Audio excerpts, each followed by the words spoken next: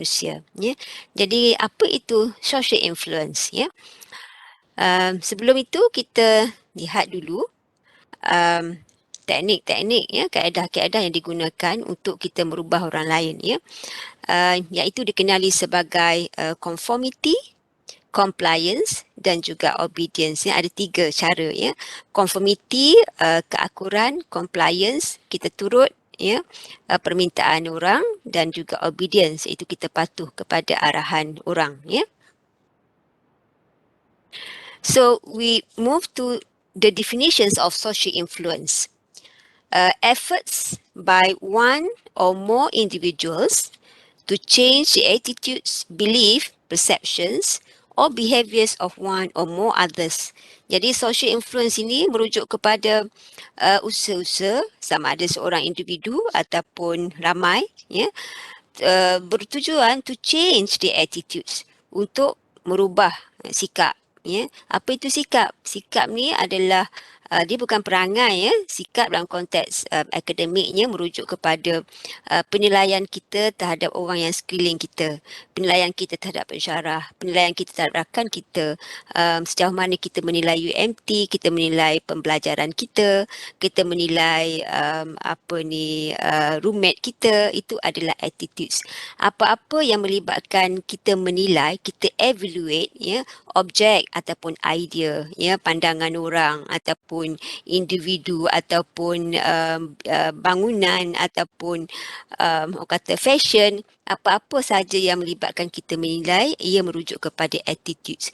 So social influence ini adalah usaha seseorang ataupun ramai, yang lebih daripada seorang, 2, 3 ataupun satu kumpulan, untuk mengubah sikap, belief, kepercayaan, perceptions, persepsi dan juga tingkah laku seseorang yang lain ataupun sebuah kumpulan. Ya, jadi di sini apa yang kita nak highlight adalah tentang usaha, ya, yang berkait dengan change the behavior, change the attitude, change the belief and change the perceptions, ya. Ini adalah social influence. So we go to the technique. Tadi saya sebutkan tadi ada 3 teknik, ya, iaitu conformity, compliance dan obedience. Jadi apa itu conformity? Ya, conformity merujuk kepada a type of social influence in which individuals change their attitudes or behavior in order to adhere to social norms. Ya. This is the keyword untuk conformity. Saya suka highlight tentang keyword. Sebab keyword ini kalau ada soalan multiple choice sebagai contohnya, you kena kenal pastikan apakah yang menjadi kata kunci kepada setiap terminologi yang kita belajar. Ya. So conformity is a type of social influence, satu bentuk, satu teknik, satu kaedah pengaruh sosial yang macam mana tu? Ya, in which individuals change their behavior, change their attitudes in order to adhere to social norms. Perubahan yang berlaku, ya, yang sama ada sikap, tingkah laku, kepercayaan, persepsi, ya, in order to adhere social norms. Ya, kita berubah kerana apa? Kita berubah kerana kita ingin akur kepada norma-norma sosial. Ya. Sebab kita berubah adalah kita nak akur kepada social norms, ya. Apa itu social norms? Ya. Social norms merujuk kepada rules. Rules regarding how people are expected to behave in specific situations. Dalam kehidupan kita, kita ada norma-norma sosial, iaitu terdiri daripada peraturan-peraturan, ya, garis panduan, bagaimana sesuatu kelompok itu, ya, perlu bertingkah laku. Ya, sebagai contoh, apabila kita di dalam kelas sebagai contoh ataupun bila kita belajar, ya, apa norma-norma sosial yang kita ada? Ya, saya bercakap dan pelajar-pelajar mendengar. Ya, kalau di library sebagai contoh, apa norma-norma sosial, peraturan-peraturan yang pada kebiasaannya telah diamalkan secara bersama. Ya, kalau kita pergi kepada library, kita dapati keadaannya tak ada bising, ya, mesti orang senyap, ya, kadang senyap semua sekali. Ya, itu adalah norma-norma sosial. So conformity ini adalah, ya, perubahan yang berlaku, ya, kita akur kepada sesuatu tingkah laku kepada sesuatu kepercayaan, kepada sesuatu sikap kerana adanya tekanan dari segi persekitaran kita ataupun norma-norma sosial. Dalam kehidupan kita memang kita dibatasi oleh norma-norma sosial. Kerana itu keadaan kehidupan kita dalam keadaan teratur. Ya, kalau katakanlah tak ada norma-norma sosial, semua akan jadi tunggang langgang. Sebagai contoh, kalau kita nak pergi membeli, kita akan beratur. Itu norma sosial kita. Adalah apa orang-orang yang tertentu yang tidak mengamalkan norma sosial, tapi mereka dianggap sebagai orang yang tidak ada adab. Oleh sebab itu kita kena sentiasa akur dengan norma sosial.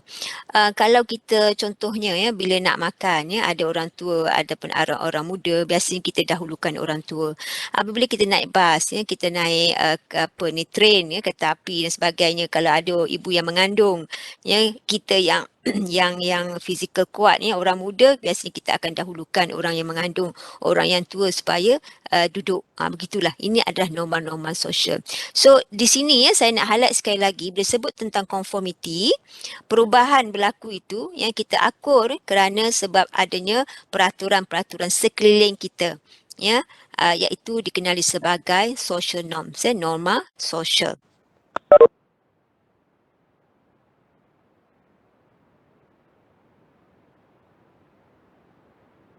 So we move to types of social norms.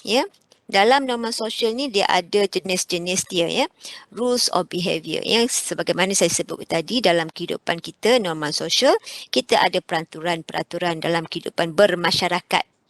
Norma sosial ini adalah sesuatu nilai, adat, tingkah laku, sikap dan sebagainya yang dibangunkan secara bersama, yang dikongsi secara bersama dalam sesebuah masyarakat. So sebuah norma sosial itu mungkin berbeza antara satu sama lain. Sebagai contoh dalam adat ataupun norma sosial setempat berkaitan perkahwinan, kita dapati di pantai timur berbeza, di pantai barat berbeza, Sabah, Sarawak mempunyai norma-norma sosial yang berbeza-beza. Sebab itu apabila kita ke tempat orang lain sebagai contoh, kita kena perhatikan apakah norma-norma sosial setempat, kerana itu adalah peraturan ataupun adat, nilai yang telah dibangunkan secara bersama dan dikongsi bersama, dan mana-mana individu yang bertingkah laku berbeza daripada yang diamalkan oleh masyarakat setempat akan dianggap individu yang bermasalah, ataupun individu yang melakukan jenayah sebagai contoh. Types of social norms, rules of behavior, explicit. Kita boleh tengok di papan-papan tanda, speed limit 55, kena perlahankan kenderaan, tempat sekolah sebagai contohnya, awas kawasan haiwan melintas, lembu melintas dan sebagainya. This is explicit written. Kita di sepanjang perjalanan kita, contoh daripada Besut ke UMT sebagai contoh, kita akan tengok banyak norma-norma sosial, peraturan-peraturan yang secara written, secara bertulis. Dan dalam social norma ini juga, social norms ini ada juga yang berbentuk implisit, unwritten. Unwritten yang tidak bertulis. Kalau ini don't stay at strangers, kalau negara dia melakukan satu kesalahan, ataupun mereka akan rasa tidak selesa jika kita merenung ataupun kepada mereka. Don't stay at strangers. Dalam adat kita pun kita ada norma-norma sosial, adat budaya kita yang tidak bertulis. Sebagai contoh, bila kita nak lalu depan orang tu, kita akan bongkokkan sedikit badan kita sebagai contoh. Itu unwritten. Sebagai contoh, bila nak makan, kita basuh tangan. Lagi pula sekarang ni lebih-lebih lagi lah, kita perlu basuh tangan, kerana SOP SOP COVID. And then norma sosial lain ada deskriptif. Deskriptif ini what most people do. Ia merujuk kepada apa kebanyakan orang buat. Itu adalah deskriptif. Jadi leave their litter on the ground when others do. Ya, ada masyarakat tertentu ya yang mengamalkan buang sampah merata-rata. Jadi kebanyakan satu kelompok di kawasan tersebut memang dah dibudayakan, dah jadi budaya dalam kehidupan mereka buang sampah merata-rata. So this is what most people do. Apa kebanyakan orang buat. Jadi sangat penting kalau perkara-perkara yang tidak patut kalau seorang mula, kemudian ada yang kedua ikut, ketiga ikut, sampai satu generasi ikut, itu adalah melupakan satu masalah besar nanti sebab telah menjadikan satu norma sosial setempat sedangkan perkara tersebut dah tidak bagus dan tidak memang tidak wajar dilaksanakan dengan membuang sampah merata-rata sebab banyak masalah yang akan timbul, jangkitan penyakit dan sebagainya. Dan norma sosial yang lain iaitu injantif injantif ini what should be done apa yang patut kita buat. Kalau tadi deskriptif, what most people do, yani what most people do, kebanyakan orang buat it can be yang sesuatu yang positif, it can be sesuatu yang negatif and injunctive, what should be done, apa yang patut kita buat of course pick up their litter when others do jadi kan kita akan buang sampah, tolong buang sampah bila mereka membuang sampah. Itu yang patut kita buat lah Saya ingat kalau saya pernah pergi Singapura syarat mereka atau undang-undang mereka sangat ketat tentang buang sampah tak macam dekat Malaysia lah. Tapi sekarang kita dah dah sensitif kalau orang buang sampah merata-rata Alright. Ini adalah jenis-jenis norma-norma sosial. Bagaimana norma-norma sosial itu dipaparkan sama ada written, unwritten, deskriptif ataupun injunctive. Ashline Judgment Task. Ini adalah satu eksperimen yang dilaksanakan oleh Ash pada tahun 1950-an satu kajian tentang conformity, research on conformity Apa yang dilaksanakan dalam kajian tersebut, participants were asked to indicate which of 3 lines match a standard line in length dalam eksperimen tersebut peserta kajian subjek kajian yang menjadi subjek pada eksperimen tersebut diminta untuk apa? Untuk menentukan mengenal pasti which of 3 lines antara ketiga-tiga line itu yang match, padan, matching dengan a standard line in length. This is the example. This is example. This is standard line. Ini adalah comparison line. 3. 1, 2, 3. So, apa yang perlu dilakukan oleh peserta kajian, peserta kajian akan diberikan this gambar ni. Dia banyaklah. Dia ada series of activities.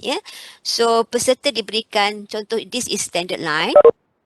And then, juru eksperimen akan meminta participant untuk matching, padankan standard line ini dengan these 3 comparison lines. Sama ada standard line ini sama dengan 1, 2 ataupun 3. Okay? What happened during the critical trials?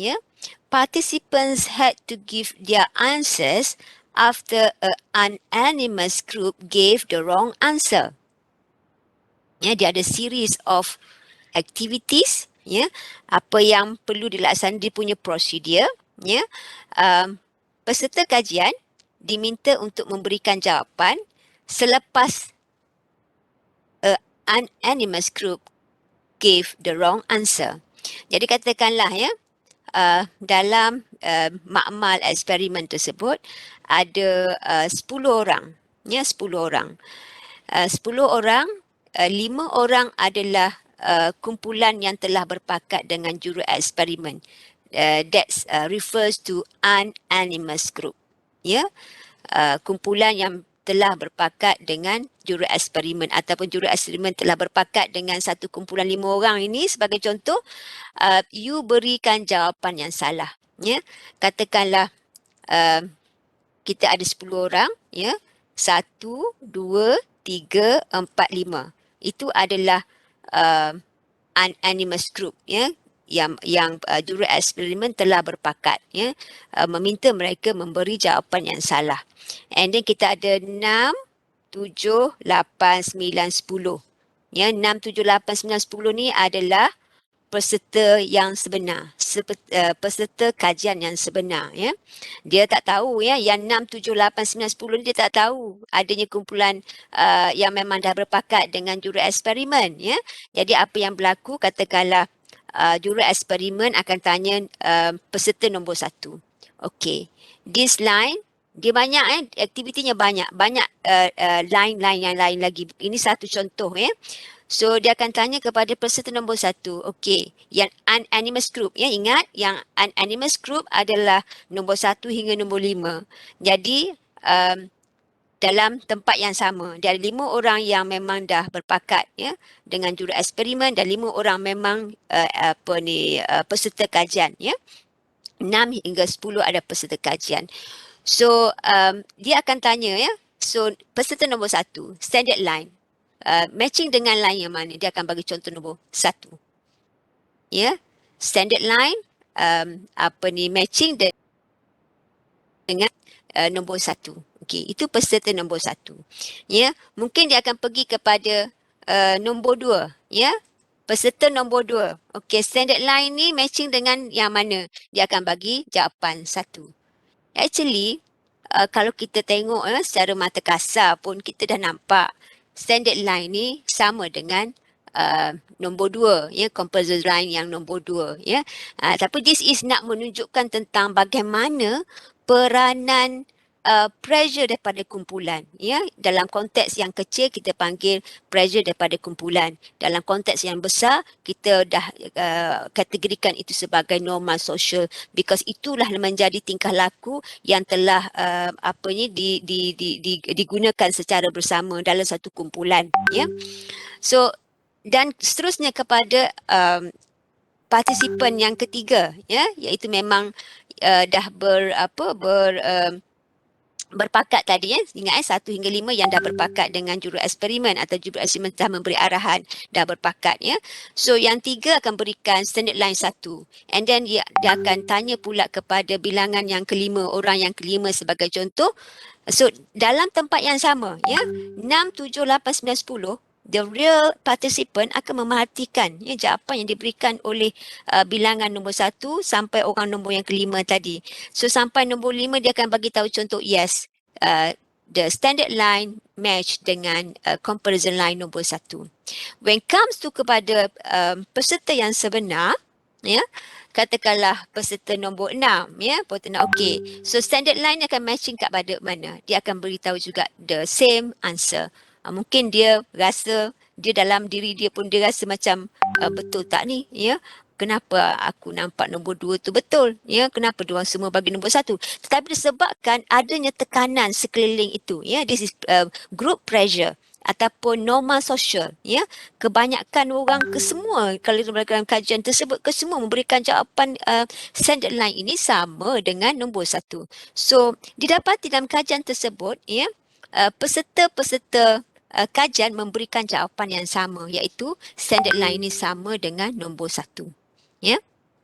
That's why dalam eksperimen tersebut, hasil kajian menunjukkan bahawa, ya, 76% conform at least once to the group false judgment, up to 76%, ya.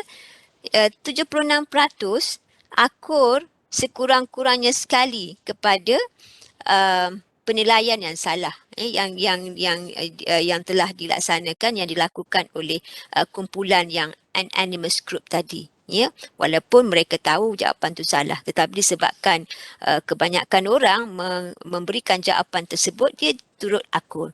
So dalam eksperimen tersebut dia ada series of activity, and they found that up to 76% conform at least once, ya. Sekurang-kurangnya sekali. Mungkin dalam aktiviti tu ada 10, ya. Mungkin 5 tu diberi jawapan yang sendiri, dan lain-lain itu memberikan jawapan sebagaimana mengikut kepada kumpulan yang telah bersekongkol dengan juru eksperimen, ya, unanimous group, ya, iaitu jawapan yang salah, group's false judgment.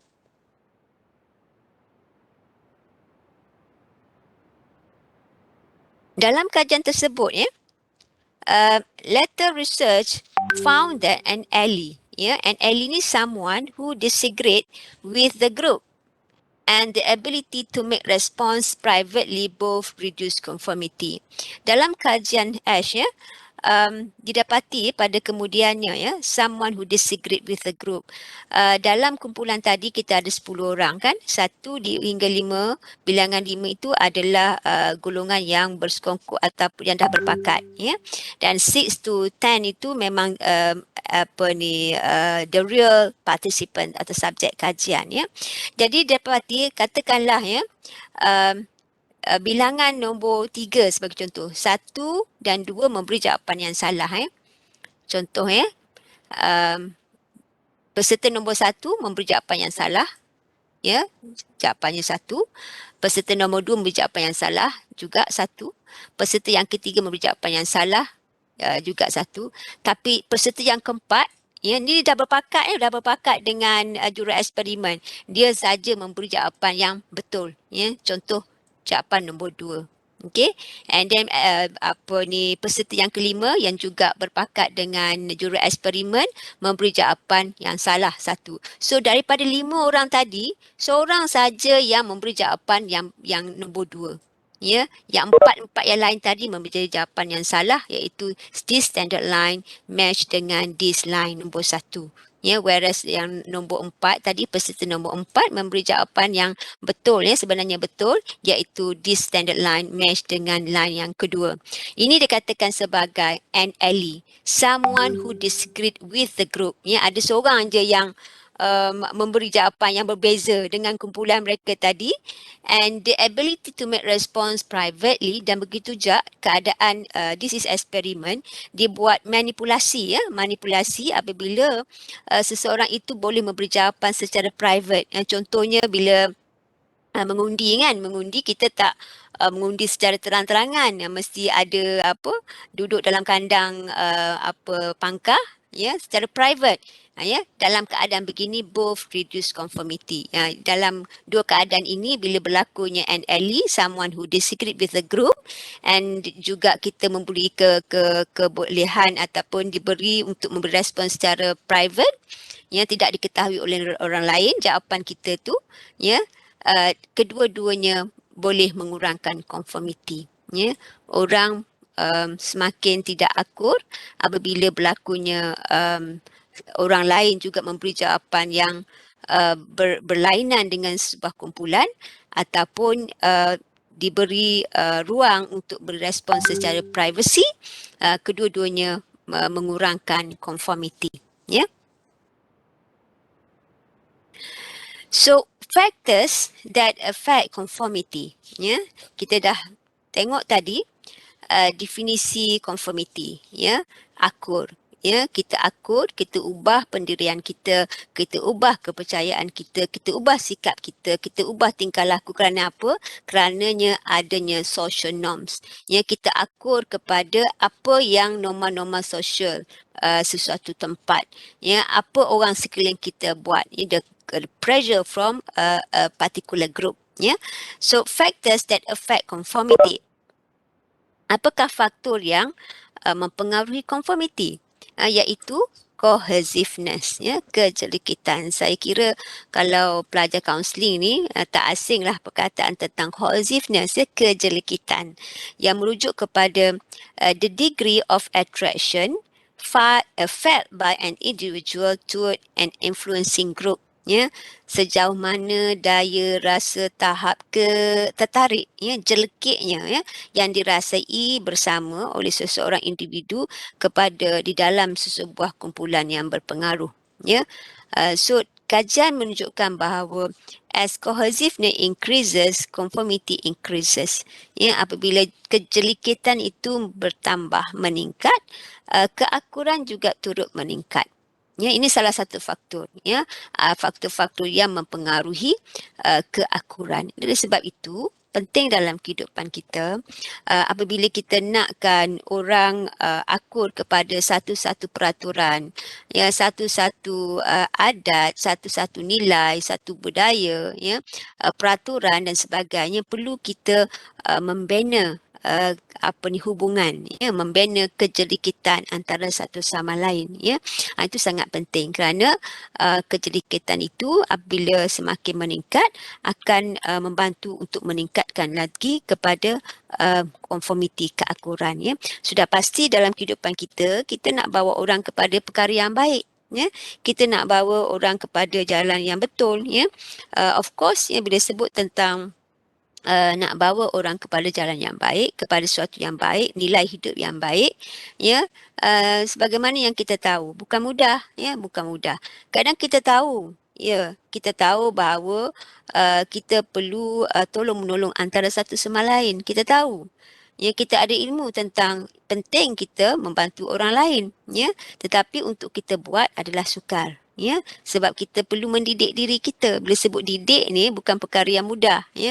Kita tahu dia betul, ya, kita tahu itu salah. Tapi kita tetap buat yang salah, ya, kita tinggalkan yang betul, ya. Sebab itu dalam diri kita ni kita perlu juga ada perjuangan itu. Dan kadang-kadang kita tidak boleh nak berjuang diri kita sendiri, ya. Kita tidak mampu untuk keluar daripada kepompong yang mengikat diri kita, dan kita perlu kepada orang sekeliling yang boleh membantu kita keluar daripada kepompong tersebut. Yang saya yakin orang yang bersalah, ya, orang yang membuat dosa, mereka sebenarnya tidak aman, tidak tenang, dan mereka sebenarnya tidak mahu perkara tersebut berlaku pada diri mereka. Tapi kerana apa? Ya, kerana mereka kecundang atau mereka tidak berjaya keluar daripada kepompong yang menjadi kehendak hawa nafsu mereka. Dan sebab itu satu perkara penting, ya, pada diri saya dan juga pelajar-pelajar supaya kita dapat mencari rakan, mencari kawan-kawan ataupun mencari guru, mencari siapa-siapa orang yang boleh memberi sokongan kepada kita, yang boleh mengeluarkan kita daripada terjerat dengan hawa nafsu. Itu yang penting. Itu menjadi kunci, ya. Bila kita jumpa dengan orang-orang yang boleh keluarkan kita daripada terjerat dengan hawa nafsu kita, itulah orang yang sebenar-benarnya akan membantu kita. Dialah sahabat kita yang sebenarnya. Ya, sebab ada keadaan dan banyak keadaan kita tidak mampu untuk keluarkan diri kita sendiri. Kita lemas, ya, dan kita perlukan pertolongan orang di luar sana, ya. Jadi dalam keadaan kita kena ingat, ya, orang yang mendidik kita, ya, orang yang bawa kita ke jalan yang baik, sebenarnya itulah sahabat kita, dialah rakan sebenarnya, walaupun kita rasa pedih. Dan itu menjadi syarat, ya, syarat bila kita rasa tertekan ataupun kita rasa tidak selesa, sebenarnya itulah kebaikan untuk kita. Kita kena ingat, ya, kita sendiri, sebab tak semua benda orang boleh tegur kita, ya. Kalau silap langkah makin parah kita, ya. Jadi penting menjadi satu orang kata panduan pada kita apabila berlaku sesuatu yang kita tidak selesa, ya, sebenarnya di situ ada kebaikan. Ingat, ya, di situ ada kebaikan. Apa-apa yang kita rasa tidak selesa akan memberikan satu kebaikan kepada kita, ya, sebab kita kena berperang dengan jiwa kita, ya. Kita dah lemas dengan hawa nafsu kita, ya. Alright, so that's why bagaimana kita nak membantu, ya, perlu ada cohesiveness, ya. Kita perlu kita antara satu sama lain, ya, barulah mudah untuk kita nak membawa ramai orang kepada perkara-perkara yang baik. Oleh sebab itu contohnya, ya, memanglah dalam untuk kita nak mendidik ini bukan perkara yang mudah, ya. Kita sukar untuk membuat pendidikan ini, tetapi kita perlukan satu perjuangan, ya. Seingat dulu saya pernah bertugas di sebuah kolej, ya, dan didapati ada pelbagai isu di dalam asrama sebagai contoh. Tetapi pensyarah saya pernah bertanya, ya, adakah pernah, ya, ini bukan kes saya lah, ya, kes kepada rakan saya. Adakah pernah awak tolong sidai baju dia? Sidai baju dia. So tengok di sini, ya, bagaimana untuk kita membina kejelikitan itu, ya, perlu adanya langkah-langkah awal yang perlu kita lakukan, ya. Jadi walau apa pun besar permusuhannya, ya, disebabkan kita pernah berbuat baik, jadi perkara itu telah menjadi satu elemen yang boleh mendekatkan kita yang cuba berjauhan dengan kita. Ya, hanya simple saja tolong kita sidai kain dia dan sebagainya. Dan ini adalah tentang cohesiveness, ya. Dan kemudian tentang group size, ya. Faktor yang lain, as group size increases, conformity increases, ya. Apabila size kumpulan meningkat, conformity juga akan meningkat. Jadi penting, ya, perlunya bukan seorang dua sahaja yang melakukan sesuatu yang baik. Kita perlukan kumpulan yang besar agar orang akur akan meningkat, ya. Kalau seorang yang baik atau dua tiga orang saling menegakkan yang baik, itu akan menyukarkan untuk kita nak membentuk sebuah masyarakat yang akur kepada budaya, tata susila, kepada perkara-perkara yang baik. Perlunya ada kumpulan yang lebih besar kerana as group size increases, conformity also increases, ya. And selain pada itu, apakah faktor-faktor lain lagi, yang boleh mempengaruhi keakuran conformity? Dikenali sebagai descriptive norms. Sebagaimana yang telah saya sebutkan tadi, kepada what most people do in a given situation. Ya, apakah perkara-perkara yang kebanyakan orang buat. This is descriptive norms. Ya. Oleh sebab itu, kalau kita perlukan orang sekeliling kita ramai yang membina tingkah laku yang baik, ya, kita perlu ramai-ramai melakukan perkara tersebut, because people akan merujuk kepada what most people do. Ya, ini sangat bahaya kalau kita dah nampak seorang dua orang, ya, yang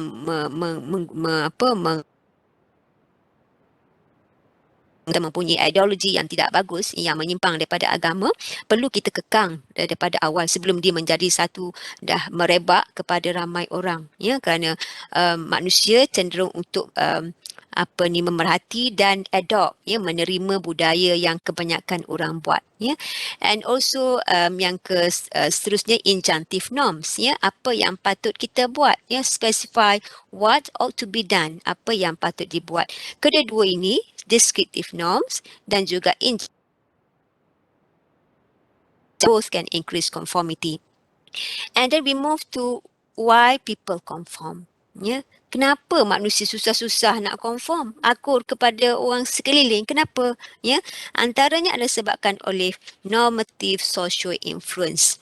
Ya, pengaruh social normatif. Ya, ia merujuk kepada based on the desire to be liked or accepted by others. Ya, berasaskan kepada keinginan kita ni manusia mempunyai keinginan untuk orang suka kita. Kita mempunyai keinginan untuk orang terima kita. Yang cuba tengok pada diri masing-masing. Kita ada keinginan tak orang suka kita? Ada. Ya. Jaranglah kita nak orang benci kita. Kita marah kalau orang tak suka kita, kan? Kita risau kalau orang. Itu menunjukkan bahawa manusia ini kecenderungannya orang suka dia. Dia nak orang suka dia. Dia nak orang terima dia. Kita susah kalau orang tak boleh terima kita. Tak boleh terima idea kita. Kita susah hati. Kita tingkah laku kita orang tak boleh terima. Kita susah hati. Ini adalah merujuk kepada normative social influence. Ya, bahawa manusia ini ada kecenderungan agar mereka orang suka dia dan orang terima dia. That's why apabila ada normative social influence, adanya kecenderungan supaya orang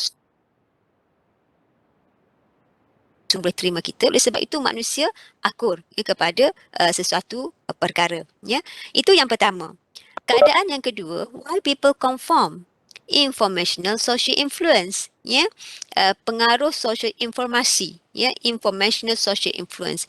Ia berbeza dengan normative social influence. Normative social influence lebih kepada keinginan kita agar orang menerima dan suka kepada kita. Manakala information social influence merujuk kepada base to possess accurate social perception. Ya, accurate social perception. Ini adalah kenapa manusia conform, akur. Ya, menunjukkan kepada kita bahawa manusia ini ada kecenderungan, keinginan agar kita mempunyai persepsi yang betul, yang tepat, ya. Sebab itu kita akur, ya. Kita tak nak kita mempunyai persepsi yang salah, yang berbeza dengan orang lain. kita kan boleh nak sama dengan orang lain. Dan sebab itu, ya, kalau orang pilih A, kita pun nak pilih A. Jarang orang nak pilih B, C, D. Ya. Kalau kata 50 orang dah pilih A, nak pilih A pun adalah besar. Ya, sebab itu contoh kan kalau setengah orang tu dalam kuis, midterm dan sebagainya, katakanlah 40% beri jawapan A. Dia dah beri jawapan B, sedangkan jawapan itu memang dah betul, ya, B. Sebenarnya itulah jawapannya. Tetapi sebab apa? Dia boleh tengok sekeliling dia dah beri jawapan A dan menimbulkan resah pada diri dia dan dia tak yakin dengan diri dia. Kecuali orang betul-betul mempunyai bulat keyakinannya, dia akan terus dengan jawapan B lah, ya. Tunjukkan kat sini bahawa dalam kehidupan kita, kita mempunyai kecenderungan untuk mempunyai maklumat yang tepat, ya, accurate social perception, ya, persepsi yang tepat, ya. This is an especially strong source of conformity when the task is important and uncertainty are high, ya. This is an especially strong source of conformity when the task is important, ya, and uncertainty are high. Kita cuba tengok dekat sini, ya. This is a experiment yang telah dilakukan. Evidence for the operations of informational social influence. Okay? Dalam eksperimen tersebut, ya, kita dapati kat sini, ya, dia ada this is dua perkara unimportant. Yang ini adalah perkara yang important. Contoh, ya, contoh unimportant. Kalau saya bagi contoh nak makan dekat mana, ya, ya, nak makan apa mungkin penting juga setengah orang, ya. Setengah orang pun nak makan dekat mana pun penting. Bagi saya makan dekat mana tak penting. Kita kata contoh, ini contoh, ya. Dia berbeza antara seseorang individu dengan individu yang lain. So nak makan dekat mana tak penting, perkara tak penting nak makan dekat mana-mana, yang penting makan, ya. Unimportant thing. Apa yang berlaku? Ya, apabila nak makan dekat mana, low uncertainty, ya. Kita dari segi ketidakpastian tu adalah rendah. Kita tahu banyak tempat makan, ya. Dekat Terengganu ni banyak tempat makan kita dah tahu, ya. And then kita banding dengan high uncertainty, ya. Kira kita kurang tahu tempat-tempat makan di Terengganu. Apa yang berlaku, ya? Perkara yang tak penting dengan kurang yang tidak pasti, yang ini tinggi yang tidak pasti. Bila kita tidak pasti tinggi, banyak kita tak tahu. So conformity, measure of conformity ada slightly lebih sikit daripada yang low uncertainty. Dia punya skor 2.47 berbanding 2.33. Ya, sebab apa? Kita refer pada tadi, ya.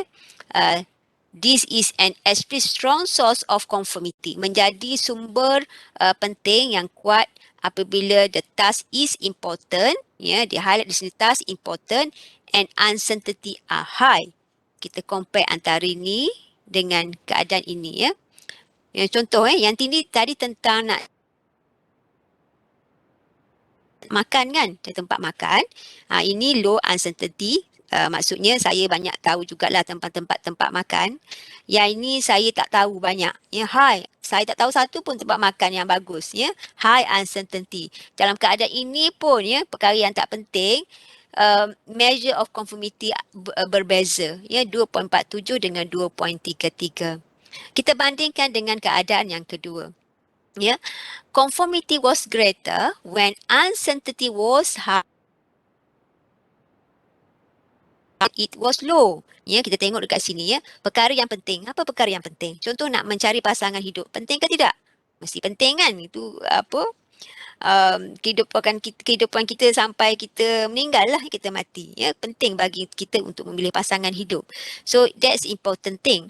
So important thing, ya, low uncertainty. Ya, maksudnya low uncertainty, banyak benda yang tak pasti tu rendah. Ya, rendah. Saya juga lah dengan bakal calon suami sebagai contoh, ya.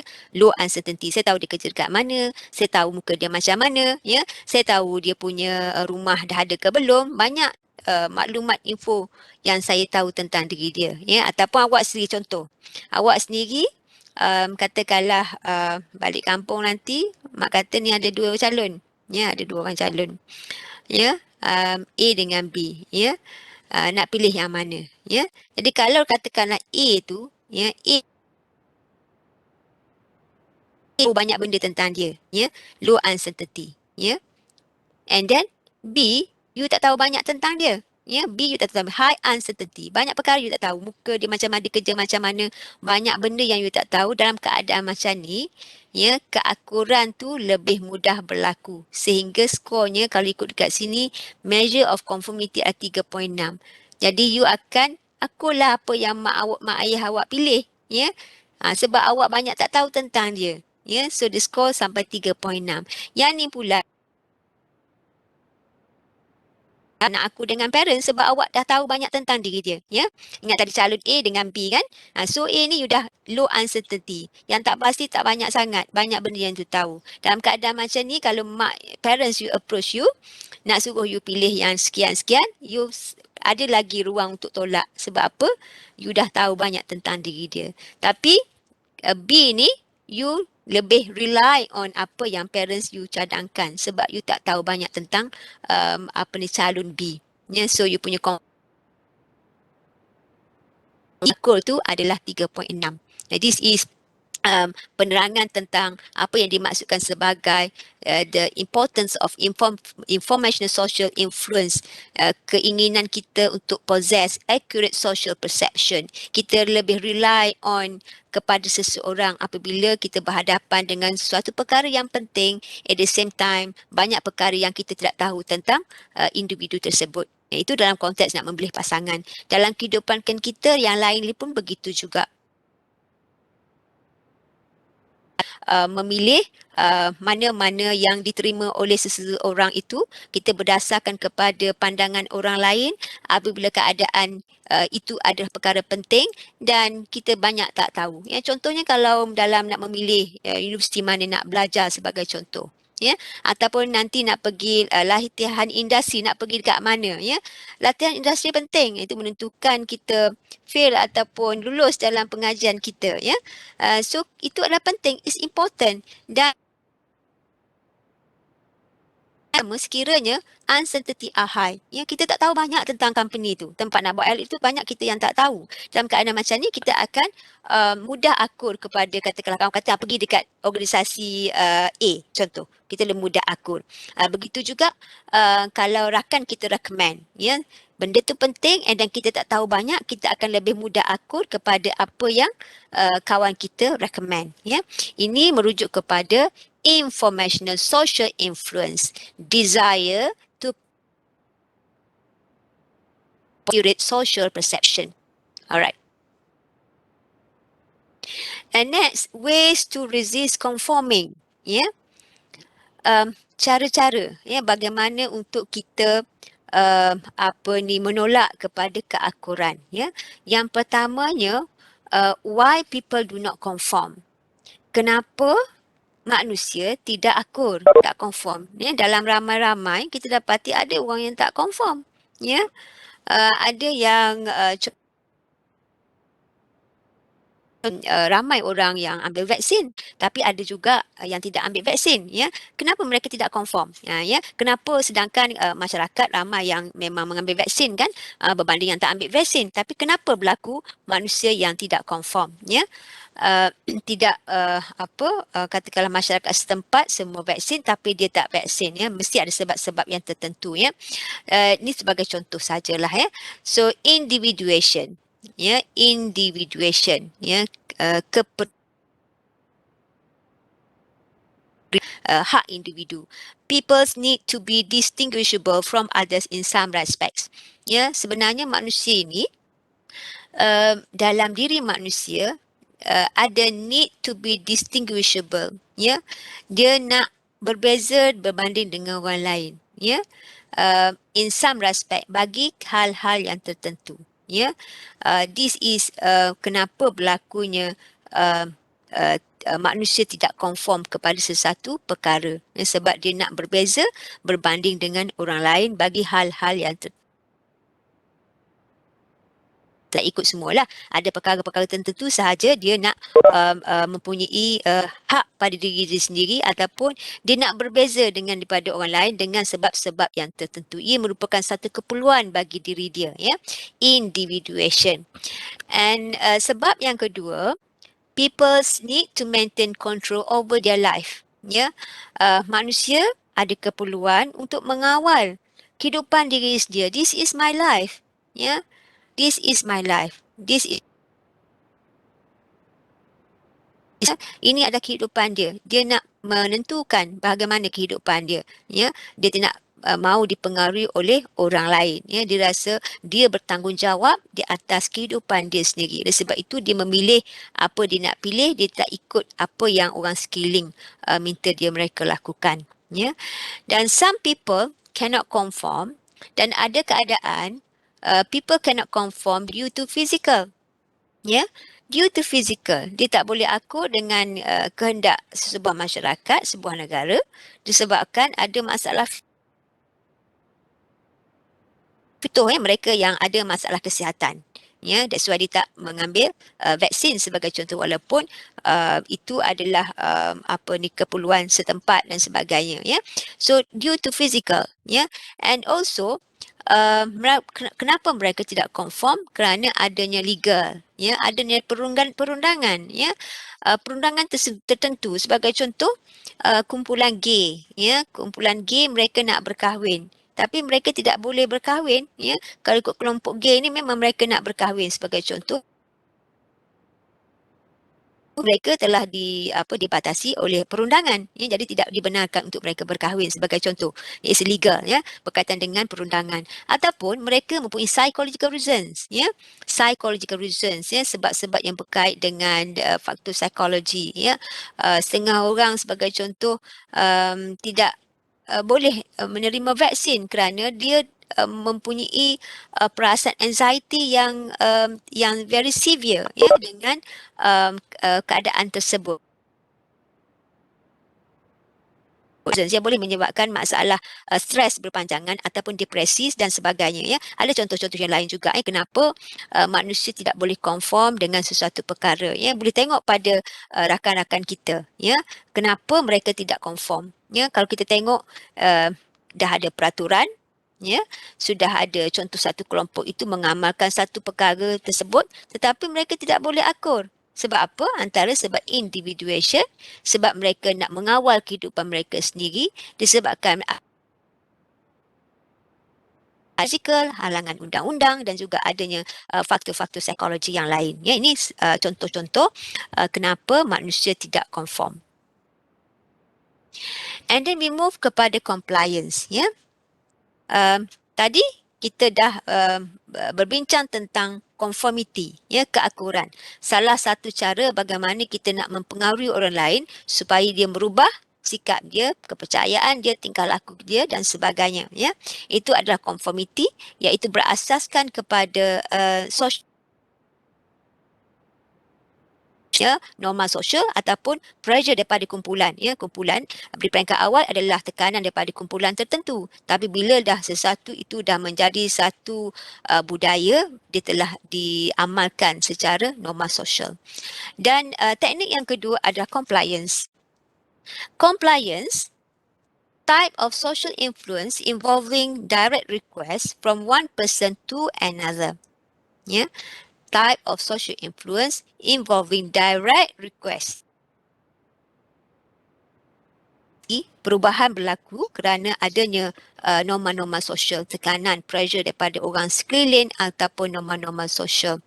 Dalam keadaan compliance ini pula, dia berbeza. Perubahan yang berlaku dalam keadaan macam mana? Dalam keadaan adanya direct request, ya, adanya permintaan langsung daripada seseorang kepada orang yang lain. So, apakah, ya, principles underlying compliance? Apakah asas-asas apa yang mendasari kepada compliance tadi, ya?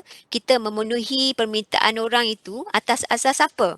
Ya, asas yang pertama adalah friendship dan juga liking. Ini asas yang pertama kenapa kita comply.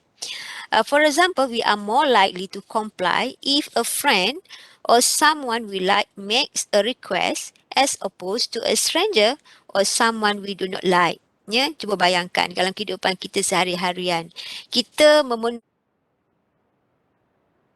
apa? Ya, rakan kita berbanding bukan rakan kita. Ya, orang yang kita suka berbanding dengan orang yang kita tidak suka. Ya, ini menjadi asas ya yang mendasari kepada bagaimana kita memenuhi permintaan seseorang. Ya, the principles ya yang mendasari kepada compliance, friendship and liking.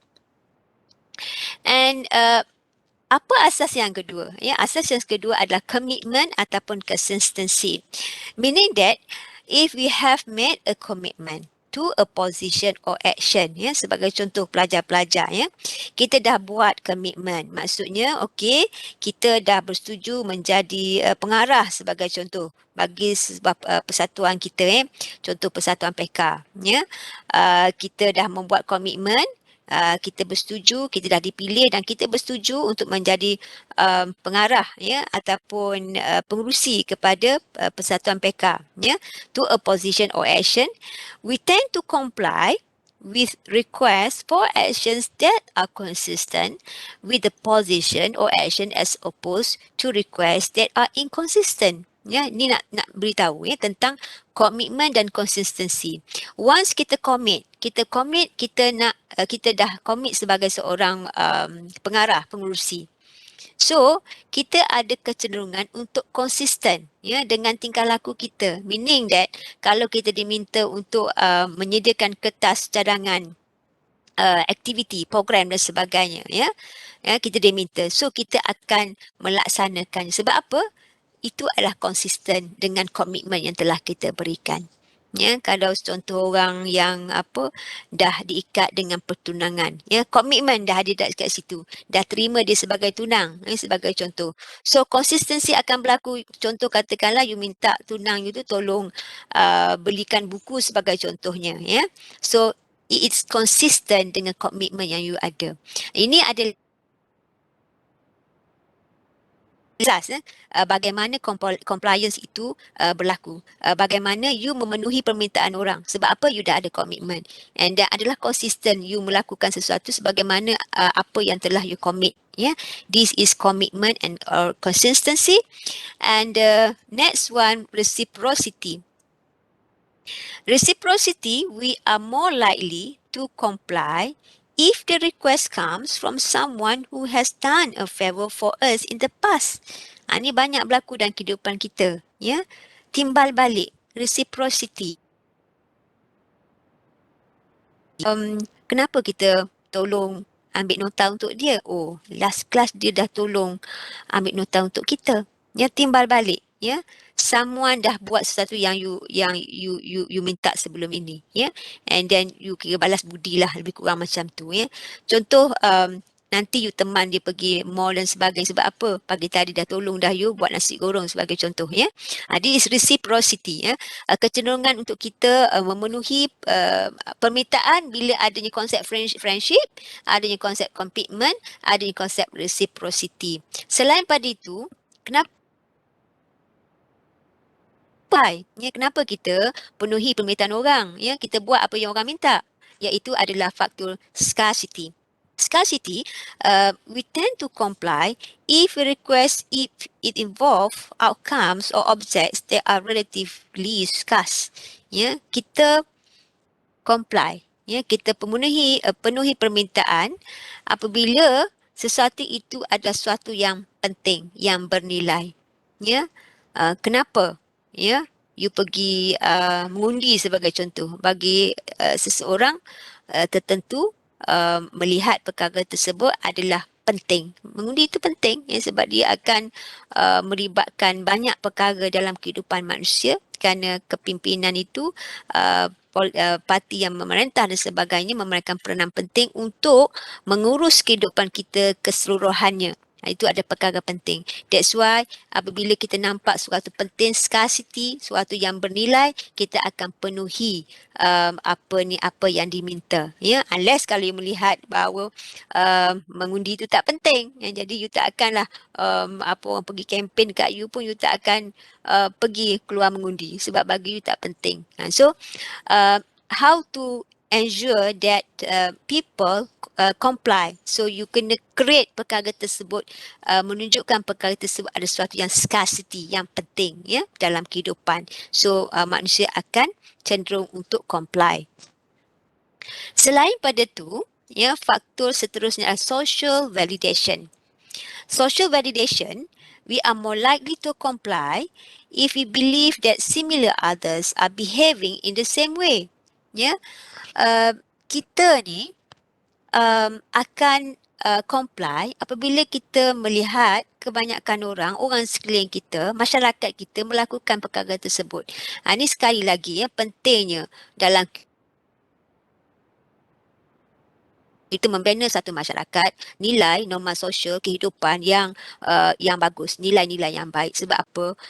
Manusia ini akan merujuk kepada orang di sekeliling dalam tingkah laku mereka. Termasuklah ya, mereka akan memenuhi permintaan kita apabila mereka merujuk kepada orang sekeliling kita. Ya, kalau dalam kelas ini ada 56 orang sebagai contoh kan, 55 orang memenuhi permintaan saya. So yang seorang lagi dia akan tengok pada yang the rest tu. Ya, mereka comply ataupun tidak. Ya. And then another element adalah authority. Ya. We are more likely to comply if the request comes from an authority figure. Ya, manusia ni cenderung untuk comply apabila permintaan itu datang daripada orang yang berautoriti, yang mempunyai kuasa. Ya, sebagai contoh mudah, kalau dalam kelas ini saya lebih berautoriti berbanding dengan pelajar. That's why pelajar kecenderungan untuk memenuhi permintaan saya itu lebih mudah. Saya ada minta, okey, boleh tolong create Telegram. So ada yang tolong saya buat Telegram. Sebab apa? Ada juga di situ unsur authority. Berbanding kalau orang lain yang tak ada hubungan authority dengan pelajar-pelajar, mungkin sukar untuk pelajar-pelajar untuk memenuhi request tersebut. Ya. Begitu juga dalam kehidupan kita, kalau pemimpin yang minta buat sesuatu itu dan ini sebagai contoh, kita ada kecenderungan untuk memenuhi request tersebut sebab dia datang daripada orang yang berautoriti. Ya. Alright. Tactics, compliance techniques. Ya. So apakah teknik-teknik dalam compliance ini? Ya. Iaitu tactics based on liking.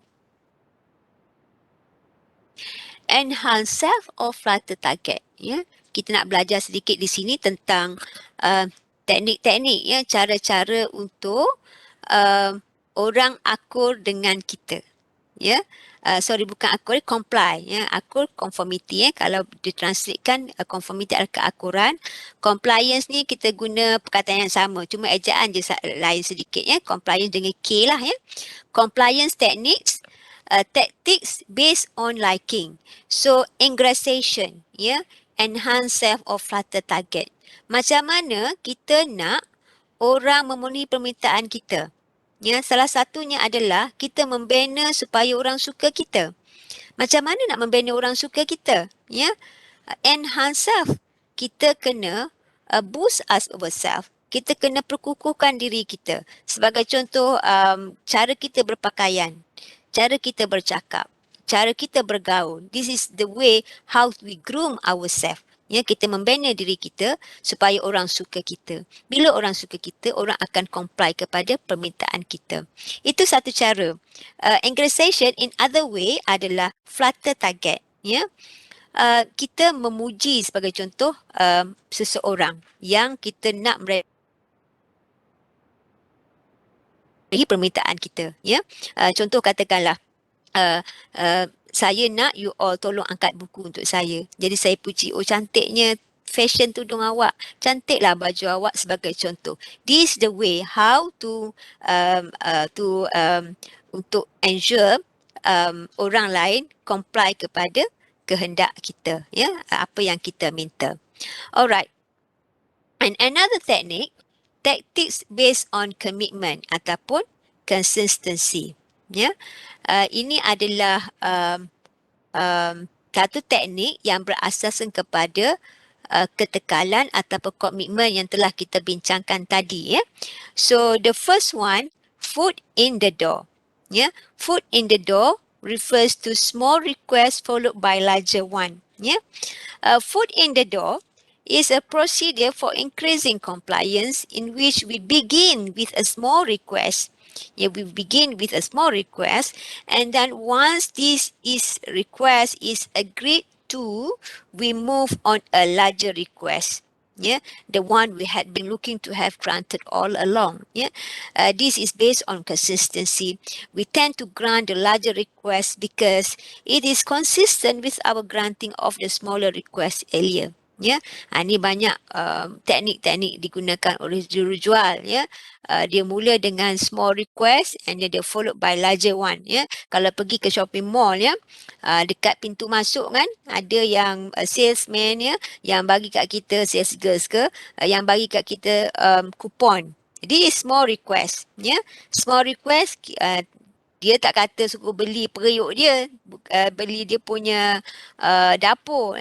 Dia datang dengan kita, dia bagi pamphlet, dia bagi kupon sebagai contohnya, small request. Ya, bila you dah terima kupon tersebut sebagai contoh, actually commitment telah berlaku.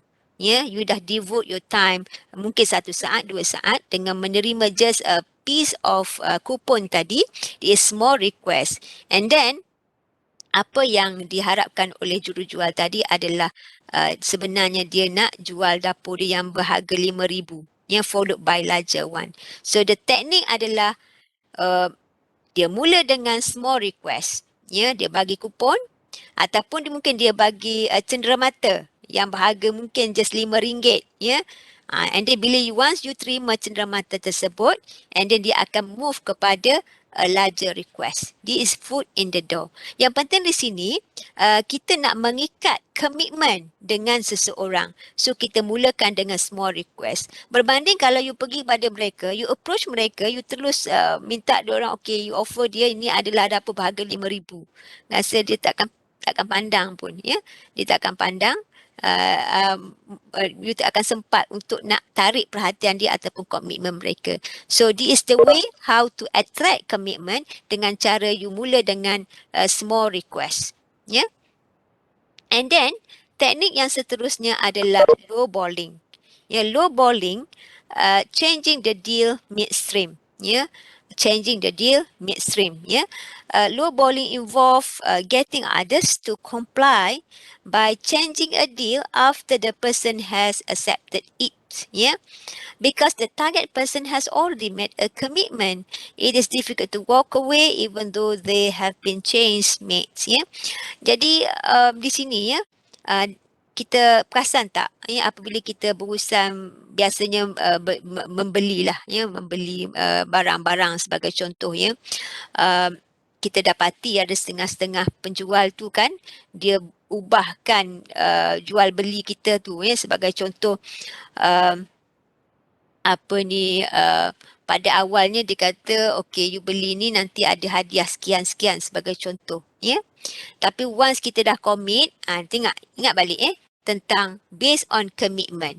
Ya, bila adanya unsur commitment, ya, dah ada komitmen. Bila kita dah kata, kita dah duduk kat situ, kita dah baca pamphlet, dah tengok pros and cons, dah ada komitmen tu, ya, maksudnya kita dah devote our time kepada penjual tersebut, and then pada tu kita dah hujung-hujung, kita dah bersetuju nak beli semua, dia kata stok dah habis dah, ya. Kalau kata payung, dah habis dah stok. Macam tu.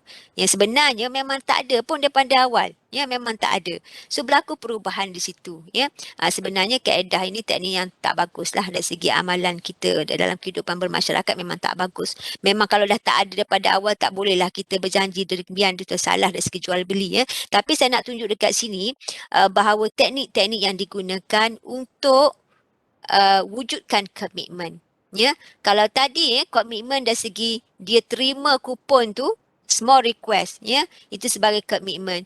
Dan low balling ni komitmen untuk you bersetuju untuk beli, kemudian you tarik balik hadiah-hadiah yang kata tadi payung apa semua tu, ya, you kata dah out of stock, tak ada, tapi cek macam mana, nak beli ke, nak teruskan beli ke tak. Kita timbang-timbang payung tak berapa sen pun ya, RM5 kita dah habis 1 jam duk nengok barang tersebut, dah tengok pros and cons, dah telefon mak ayah kita semua kan. Dah panjang lebar berjam-jam dekat situ, takkanlah kita nak tarik balik tak beli kerana sebab tak dapat payung. Macam tu ya.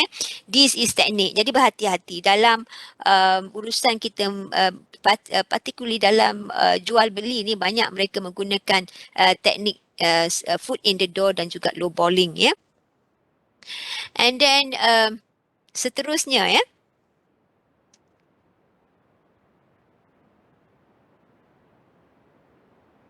Taktik seterusnya adalah reciprocity, ya.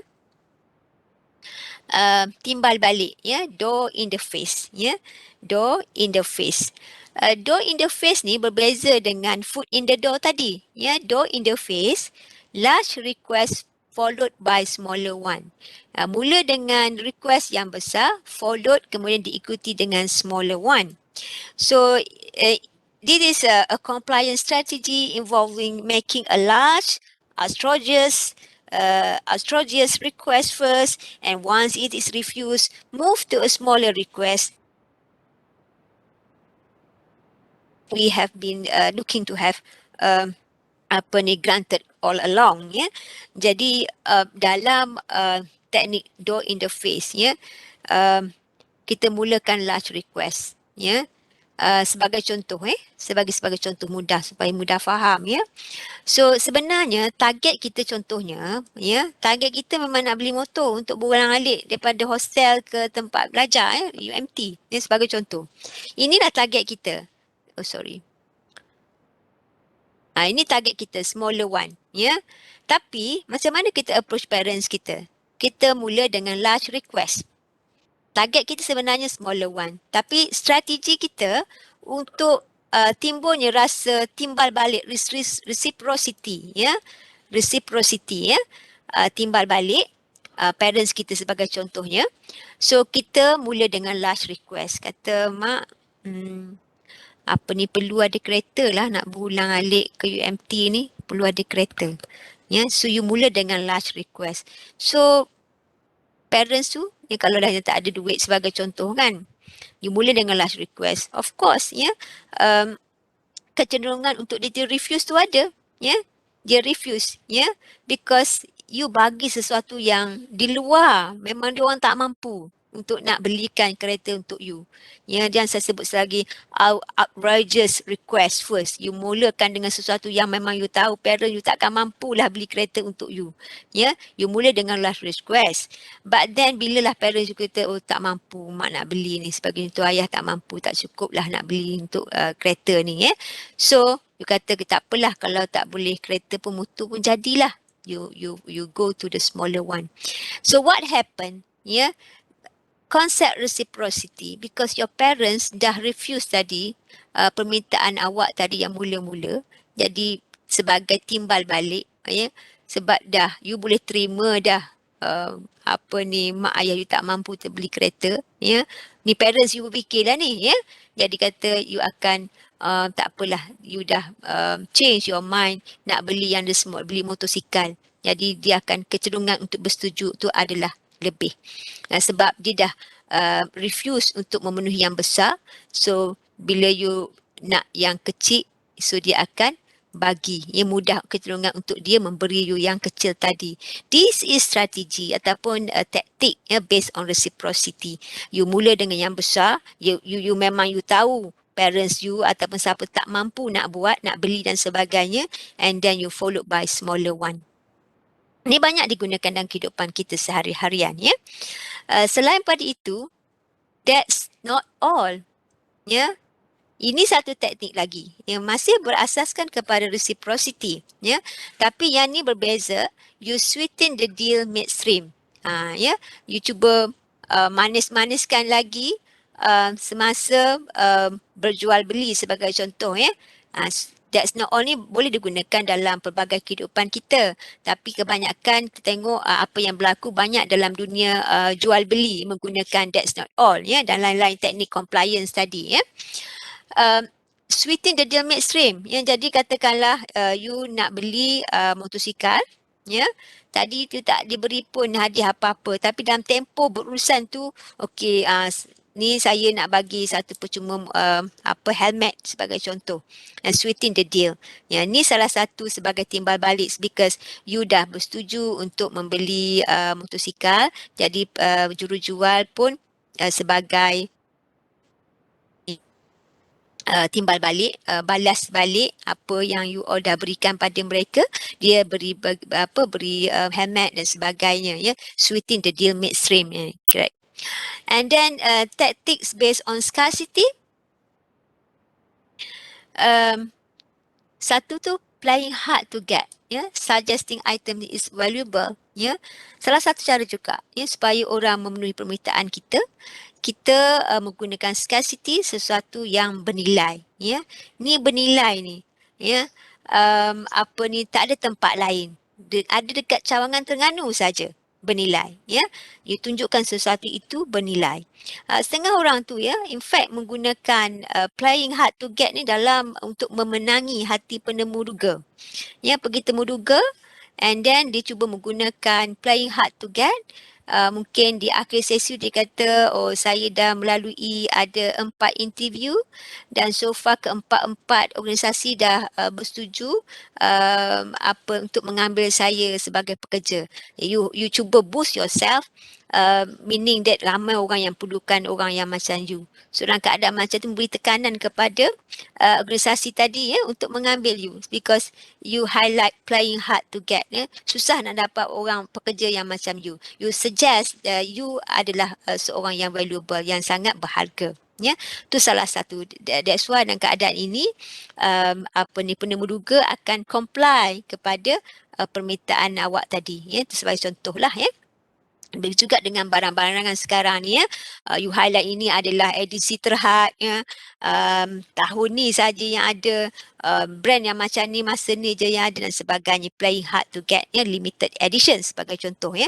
Itu merupakan bagaimana ahli-ahli perniagaan menggunakan teknik scarcity dalam untuk meningkatkan jualan mereka, ya. And then deadline technique, limited time to buy. Ni banyak juga digunakan. Ni kalau tadi benda tu penting, bernilai, ya. Yang ni memang dah bagi deadline, limited time to buy. Ya, sekarang je harga dia RM50. Besok dah harga RM100 sebagai contoh. Ya, ada tempoh masa, limited time to buy. Ni banyaklah, ya. Shopee sale apa semualah, ya. Shopee berapa bulan tu, setiap 4-4, 5-5, ya. Lebih kurang macam itulah, dia ada limited time to buy. Ini adalah teknik-teknik yang digunakan supaya orang memenuhi permintaan kita. Next, we move to obedience, ya. Obedience form a form of social influence in which one person simply orders one or more others to perform some action. Kita dah belajar tentang conformity, perubahan yang berlaku berasaskan kepada social norms ataupun pressure from the people surrounding us. Kita belajar tentang compliance, kita fulfill request daripada orang lain, dan yang ketiga adalah perubahan yang berlaku itu, ya, adalah menerusi simply orders one or more other to perform some actions, ya. Tak semua orang ada capacity untuk memberi arahan, ya. Inilah obedience. You mempunyai, biasanya seseorang itu mempunyai authority, mempunyai kuasa. You just memberi arahan, ya, memberi arahan dan mereka akan memenuhi patuh kepada arahan tersebut. Ini adalah obedience, ya. Saya ada sebut dalam perbincangan kita di awal pengajian kita tentang etika dalam penyelidikan. Saya pernah sebut tentang Milgram obedience study. Ya, dalam Milgram obedience study, ya, nanti kita akan tengok kepada diagram. So dalam kajian tersebut, ya, participants told to deliver increasing levels of shock to a learner each time he made an error on a learning task. Ya. Peserta kajian sebagaimana saya sebut sebelum ini dalam eksperimen tersebut, Milgram's Obedience Study, partisipan subjek eksperimen adalah guru, ya, yang berpakat dengan juru eksperimen adalah learner, pelajar-pelajar. Ya, jadi setiap kali pelajar, learner ni each time he made an error, setiap kali pelajar memberi jawapan yang salah, ya. So juru eksperimen akan mengarahkan kepada partisipan ini untuk mengenakan shock, rencatan elektrik kepada learner. Alright. So berdasarkan pada eksperimen tersebut, 65% were fully obedient, shock to the limit 450 volts. Ya. Jadi dalam eksperimen tersebut didapati sehingga 65% daripada partisipan, 65% fully obedience, patuh sepenuhnya sehinggakan dia mengenakan rencatan elektrik kepada pelajar tadi apabila memberi jawapan yang salah sehingga 450 volt. Ni boleh pensan dah ni, 450 volt. Okay, so we look at the diagram. Tak ada lagi kat sini, saya buat kat sini dulu.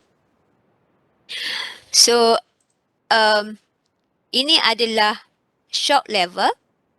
Ada slide, ringan, moderate, pertengahan, kuat, strong, very strong, intense, extremely intense, and then danger, severe shock, and up to 450 volts. Ini adalah percentage of participants obeying command at each shock level. So kalau kita tengok kat sini, slide, 100%. Setiap kali pelajar memberi jawapan yang salah, buat salah, sebagaimana saya sebut sebelum ini, pada hakikatnya pelajar itu memang dah orang kata dah berpakat dah. Juru eksperimen dah berpakat dengan pelajar buat sakit. Buat sakit. Sebenarnya tak kena pun rencatan elektrik tersebut. Tapi partisipan guru yang menjadi partisipan tadi sebenarnya tak tahu keadaan tersebut. So this is visually all participant deviate slide to very strong shocks. So slide and then followed by moderate. Setiap kali pelajar memberi jawapan yang salah, teacher yang menjadi partisipan akan mengenakan rencatan elektrik, moderate level, strong level pun 100%, very strong level pun 100%, and then intense, learner pounds on wall. Maksud kat sini, pelajar tadi dah buat pura-pura lah, buat sehingga dia menendang-nendangkan dinding.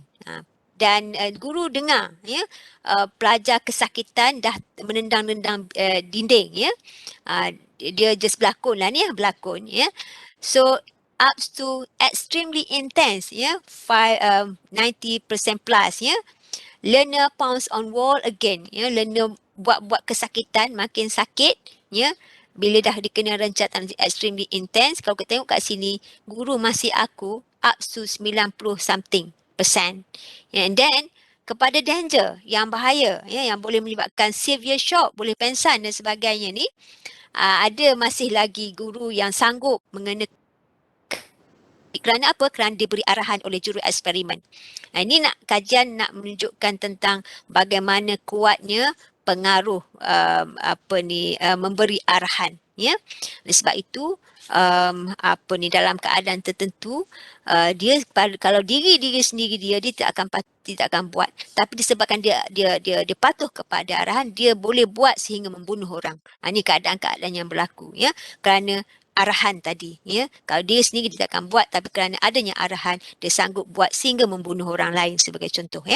So dalam eksperimen tersebut, apabila learner membuat pelajar buat kesilapan memberi jawapan yang salah, 450 volt ya guru kekal patuh kepada arahan. Didapati 65% daripada guru tadi sanggup memberi rencatan elektrik sehingga 450 volt. Ini sangat-sangat bahaya. Ya, 65%. Okay. So, kalau kita lihat di sini, why did so many obey? Kenapa orang sanggup patuh? Kenapa orang sanggup patuh sehingga sampai membunuh? Ya. Kalau kita tengok actually this experiment adalah cetusan tercetus apabila berlakunya pembunuhan beramai-ramai oleh Hitler. Itulah pakar-pakar psikologi terfikir kenapa manusia sanggup hingga membunuh sampai beribu-ribu begitu ramai membunuh kenapa mereka sanggup why did so many obey. The first one is social norms, Dan menjadi budaya kita, social norms to obey authority figure were silent, Dah menjadi satu peraturan hidup masyarakat, dunia dan sebagainya, Social norms ini adalah apa yang kita kongsi bersama, Untuk patuh kepada orang yang mempunyai power, mempunyai kuasa adalah suatu perkara yang penting. Oleh sebab itu, kita akan patuh kepada pemimpin. Kita akan patuh kepada pensyarah. Kepada mana-mana sahaja orang yang punya autoriti, kita akan patuh. Walaupun perkara tersebut adalah perkara yang salah. Sebab apa? Mereka mempunyai kuasa. Orang bila mempunyai kuasa akan memberi arahan dan orang di bawah akan mudah untuk patuh kepada arahan tersebut just because mereka mempunyai kuasa. Dan faktor yang kedua kenapa dalam berkait dengan eksperimen tersebut, experimenter said he was responsible. Kenapa you bunuh? Kerana tuan saya arah saya bunuh orang tersebut. Bukan dia sendiri because dia tak rasa itu adalah tanggungjawab dia. Dia membunuh, dia membunuh. Tapi yang bertanggungjawab adalah tuan dia. Dalam eksperimen tersebut, guru tadi sehingga 65% daripada mereka sanggup untuk memberi rencatan elektrik sampai 450 volt kerana mereka berfikir bahawa yang bertanggungjawab bukan dia tapi juru eksperimen yang memberi arahan tadi. Juru eksperimen lah yang bertanggungjawab. That's why dia sanggup membuat demikian. Begitu dalam kehidupan kita, kita dapati berlaku jenayah yang tertentu dan sebagainya disebabkan mereka itu akur kepada ketua arahan ketua mereka dan sebagainya. And then commands were gradual in nature. Foot in the door. Manusia juga boleh patuh kepada arahan disebabkan oleh teknik yang digunakan foot in the door. Apa saya maksudkan tadi? Tengok di sini Dia mula dengan memberi rencatan yang ringan. And then dia move slowly to moderate, strong, very strong and intense. This is foot in the door. Dia mula dengan yang kecil, yang ringan and then beralih kepada yang besar. Ini adalah cara bagaimana untuk memastikan bahawa orang patuh kepada sesuatu peraturan. Kita mulakan dengan peraturan yang ringan-ringan and then we move kepada peraturan yang lebih ketat. And we wrap up our discussion, our lecture today dengan how to resist obedience. Kalau kita tengok tadi sebab apa manusia patuh, yang ini kita tengok macam mana untuk kita resist, untuk kita tidak patuh. Yang pertama, take responsibility. Kita sukar untuk patuh bila kita mengambil itu sebagai tanggungjawab kita sendiri. For any harm produced, untuk apa-apa risiko, untuk apa-apa masalah, kita yang bertanggungjawab. Oleh sebab itu, kita tidak mudah-mudah patuh kepada arahan apabila kita melihat perkara tersebut, that's my own responsibility, bukan tanggungjawab orang lain. Itu pertama. Yang kedua, realize total submission is inappropriate. Kita sedar bahawa untuk kita patuh bulat-bulat, patuh sepenuhnya adalah bukan sesuatu yang sesuai, yang bukan sesuatu yang wajar untuk kita patuh pada semua perkara. Dan yang akhir sekali, questions authorities motive. Apabila kita mula mempersoalkan apa motif mereka, ya, adakah motif mereka tepat? Adakah motif mereka itu bersesuaian? Adakah patut mereka buat demikian? Apabila kita mula bertanya, ya, ini membuka ruang kepada kita untuk kita tidak patuh kepada sesuatu perkara, ya. Jadi dalam kehidupan kita, apabila kita berhadapan dengan situasi-situasi yang tertentu, particularly perkara-perkara yang tidak bagus, ya, kita dari segi prinsip kita, dari segi apa yang kita tahu, kita tidak wajar untuk kita patuh kepada sesuatu arahan sebagai contoh. Cuba kita fikirkan dalam keadaan sama ada kita mengambil ia sebagai tanggungjawab kita. Kita cuba mula mempersoalkan dan kita mempunyai kesedaran bahawa untuk kita nak mematuhi secara bulat, secara total tanpa kita memberikan persoalan, bertanya ataupun kita muhasabah ada sesuatu yang tidak wajar, ya. Dalam keadaan ini akan membantu kita untuk menjadi seorang yang tidak mudah patuh kepada suatu arahan, ya. Tapi kalau suatu perkara itu perkara yang bagus, tidak perlulah untuk kita muhasabah panjang secara berfikir terlampau lama, ya, berbagai perkara yang bagus, ya, tapi perkara yang mungkin kita dapati ia menimbulkan sesuatu yang tidak kena, ya. Jadi inilah perlu kita timbulkan dalam diri kita bahawa aku bertanggungjawab, aku turut bertanggungjawab, ini adalah perkara yang tidak wajar, perlu kita mempersoalkan terlebih dahulu sebelum kita membuta tuli, ya, mematuhi sesuatu peraturan yang telah dibina dan sebagainya. Alright, this is all about social influence.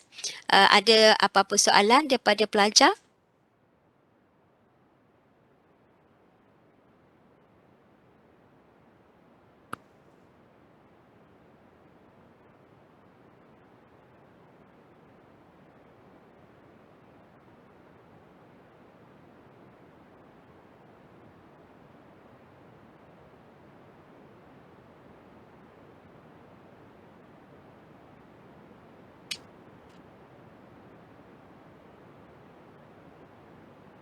Anything?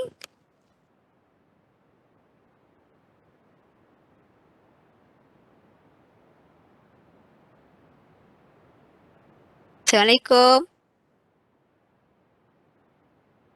Jelas, Doktor. Jelas, Doktor. Jelas saja. Ya. Betul-betul jelas ke macam mana ni? Betul je. Alhamdulillah. Seronok saya kalau you all jelas, ya. Nanti saya nak bagi attendance kan. Attendance belum. Saya lupa ni. Macam ni lah attendance. Okay, let's say kalau saya post dekat sini, maksudnya orang yang orang yang tak hadir ni dia tak dapatkan link tu ke macam mana? Tak dapat kan? Dapat tak? Tak pasti. Bila saya dah tutup, contoh nanti kita end the session, meaning kalau orang yang tak sempat hadir, contoh ada dalam 6 orang tak dapat hadir live, dia tak dapat isi lah attendance tu, betul tak? Saya post dalam ni. Kan macam mana? Ya okey. Tapi bagus juga. Saya post juga dekat sini So saya boleh nampak siapa yang sentiasa tak dapat nak ikuti secara live. So mungkin saya boleh one to one pada mereka lah, ya. Dia tak ada masalah ya sebenarnya, tapi apa kata memang kita bukan kita lah. Kena datang live, ya. Tapi kalau kata memang ada masalah, memang sakit ke ataupun lain tak elok ke, tu saya akan share recording tu. Sama juga yang live nak dengar acak-acak kali kan. Jadi saya akan bagi yang live, ya.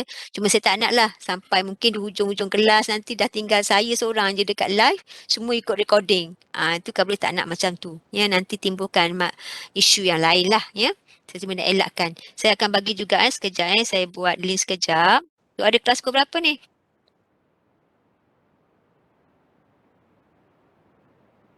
10, Doktor. 10. 10, Okey, Doktor. tu senanglah saya bagi link sekejap You yang tu face to face ke apa? Ke live? Live. Tak, Online ke? online.